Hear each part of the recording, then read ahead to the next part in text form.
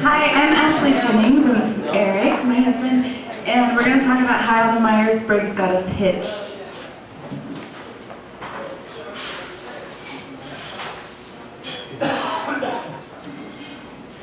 Okay, so we get this question frequently because we work together. People ask, like, how did you guys meet? And I give them this answer, but it's equally stigmatizing to tell them that we actually met on the internet.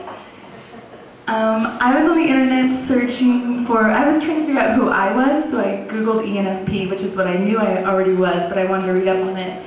And I got to okcupid.com because there was this funny rendition of Meyers Briggs. And so what I did is when I was on there, I was like, I'm going to look for an INFJ male, because it was a dating site after all, and I stumbled upon it. And so I found Eric, who happened to be in Nevada. I was living in Temecula, California at the time. And so we were approximately 464 miles away from each other. So I promptly made an account on okcupid.com just to communicate with him.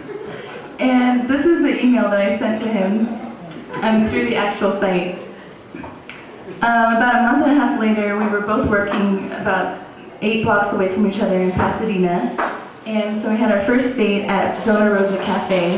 It was terrible because he was late. I won't tell you why, because that's more incriminating if you don't know why he was late. So, anyways, but I thought he was a P, and I was really nervous that he was a P like me. And you'll see what that means later. So Meyers what? Briggs what? Basically what it is it's a personality inventory that was created by Meyers and Briggs, and it was based on Jung's ideas about personality. So this is me, Ashley, in a nutshell. I'm an ENFP.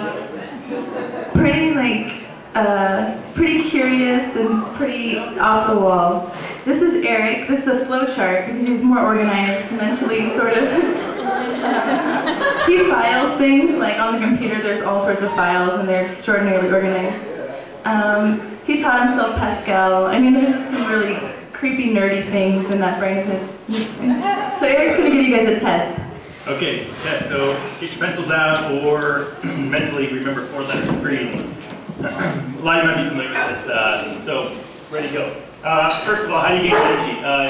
Do you get your energy by being alone, or do you get your energy actually being with people? So if you go to a party, if you're excited afterwards and you're energized, you're E, you're extrovert. If you just want to go to sleep, you're an introvert. Okay, next, how do you see the world? If you use your 5 senses to get your information, you're a sensor or an S. If you use abstraction and metaphor, you're an N or for intuitor. So remember that one. Next one is how you make your decisions. So if you're based on logic, you're scientifically minded and whatnot, then you're a thinker, a T. And if you basically base your decisions off of your feelings, your heart first, and your feeler, F. That's the 3rd letter. And the last one is how you plan ahead. So if you're really organized and you love to do lists and getting things done, that whole paradigm is awesome to you, then you're a J. Perceivers are more wait and see, spontaneous. They love the road trip where they just end up staying where they're going to stay. That's a P. So you put those 4 letters together and you actually get your type. And your type is one of 16 different types. And it's funny, it's not hard and fast science. It's a heuristic that we use. And so for us, we have this kind of general idea that works really well. And people always ask us, like, what's compatible, who am I compatible with, whatnot. If you take all of those different types that are out there, there's a pretty interesting breakdown. 75% of the world is S or sensor. So 3 out of 40 will take in their information through their 5 senses, not through metaphor or abstraction. So what about compatibility, right? So here's what we found that seems to work for us. It's not a rule, it's more of a heuristic, a rule of thumb. And we love mullets. And that's what we are baby someday. Cool, so real quick, you and your mate, potential mate, inner 2 letters should match. That's really it. The outer ones don't matter quite as much, but it gives you a little bit of differentiation depending on how those combine. But the inner 2, if they're the same, then almost every time we've figured out and we've talked to people, it works out really nicely.